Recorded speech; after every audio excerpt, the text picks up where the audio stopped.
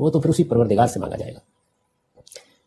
چنانچہ خاص عبادت کے معاملے میں بھی اور زندگی کے دوسرے تمام معاملات میں بھی وہ اللہ ہی سے مدد کی درخواست کرتا ہے۔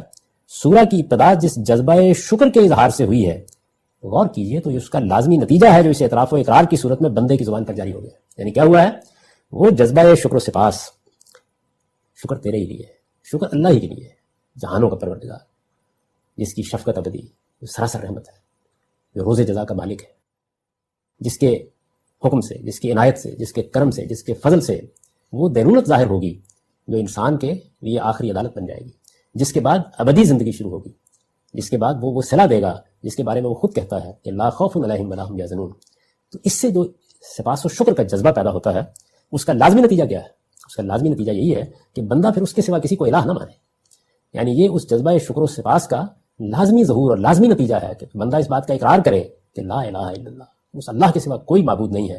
اور جب اس اللہ کے سوا کوئی معبود نہیں ہے تو اس کا اظہار کس صورت میں ہوگا؟ اسی صورت میں کہ ایاک نعبد و ایاک نستعین، ہم تیری ہی عبادت کرتے ہیں اور تجھی سے مدد چاہتے ہیں۔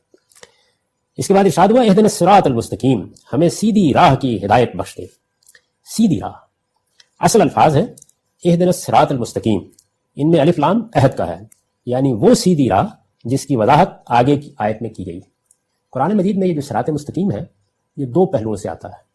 ایک اس پہلو سے جیسے یہاں آیا ہے، یعنی راہ کی وضاحت آگے کر دی گئی ہے، اور ایک اس پہلو سے کہ یہ قرآن مجید کا عرف ہے، وہ سیدھی راہ کہتا ہی اس کو ہے۔ اس کے نزدیک ایک ہی راستہ ہے جو سیدھا خدا تک پہنچاتا ہے، جس میں کوئی کج پیش نہیں ہے، اور وہ راستہ وہ ہے کہ جو اس کے نبیوں نے دکھایا ہے، یعنی اس کی توحید پر ایمان اور اس کے حضور میں جواب دہی کے احساس کے ساتھ عمل صالح۔ یہ صراط مستقیم ہے، یہاں آگے اس کی وضاحت کر لی گئی۔ ہمیں سیدھی راہ کی ہدایت بخش دے۔ آیت میں اہدنا الہ کے بغیر آیا ہے، یعنی اس فعل کے استعمال کی ایک صورت یہ تھی کہ اس کے بعد الہ کا صلہ آتا، اہدنا الی الصراط المستقیم، ایسے ہوتی آیت، یہ اس طرح نہیں ہے۔ آیت میں اہدنا الہ کے بغیر آیا ہے، چنانچہ عربیت کی روح سے اب اس کا مفہوم صرف اسی قدر نہیں رہا کہ ہمیں سیدھی راہ دکھا۔ اگر الہ کا صلہ ہوتا تو اس کا مطلب یہ تھا کہ فلاں ہدف ہے، فلاں جگہ ہے، اس کی طرف ہماری رہنمائی کرتے، اس صورت میں صرف اتنا ہی مضمون ہوتا، بلکہ اس سے بہت کچھ زیادہ ہو گیا ہے۔ یعنی اب چونکہ صلہ حذف کر دیا ہے تو مفہوم میں بھی بڑی جامعیت پیدا ہو گئی ہے۔ کیا چیز پیدا ہوئی ہے؟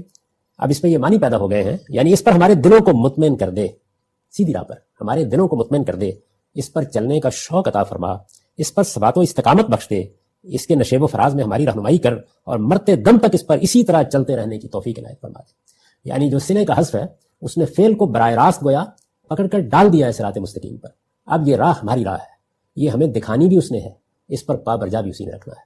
تو یہ سارا مضمون اس کے اندر پیدا ہو گیا ہے۔ اس کے ان تمام پہلوؤں کو میں نے کوشش